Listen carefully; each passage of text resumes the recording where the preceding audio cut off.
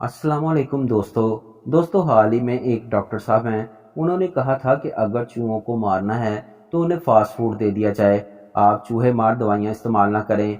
आपके घर में जितने चूहे आते हैं वो 3 हफ्तों में मर जाएंगे और उनको आर्टिफिशियल जूस पिलाएं, इससे भी वो जल्द मर जाएंगे। फास्ट फूड और आर्टिफिशियल डब्बा पैक जूसेस इंसानी सेहत के लिए किस कदर नुकसानदेह हैं। वैसे तो यूरिक एसिड और चीज़ों से भी बढ़ता है, लेकिन आप सोच रहे होंगे मैंने सिर्फ फास्ट फूड और जूसेस का क्यों कहा है। क्योंकि भाई हमारी यंग जनरेशन आजकल यही खा रही है।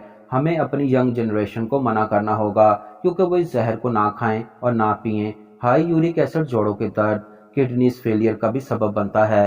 दोस्तों इस वीडियो में मैं आपको 5 ऐसे फूड्स के बारे में बताऊंगा जो आपके यूरिक एसिड को कम कर देंगे। आइए देखते हैं। नंबर 1 पर ग्रीन टी है। ग्रीन टी हमारे जिस्म में सेरम यूरिक एसिड लेवल को कम करती है, जिससे यूरिक एसिड नहीं बढ़ पाता। वीडियो में नंबर 2 पर है फाइबर। फाइबर भी यूरिक एसिड को बढ़ने नहीं देता। फाइबर कद्दू में बहुत ज्यादा पाया जाता है। एक वीक में कम से कम एक दफा कद्दू खाने की आदत अपनाएं। नंबर 3 पर विटामिन सी है। विटामिन सी हमें माल्टे में बहुत ज्यादा मिलता है। नंबर 4 पर गाजरें और खीरे हैं। इन दोनों सब्जियों में भी यूरिक एसिड को कम करने की सलाहियत मौजूद होती है।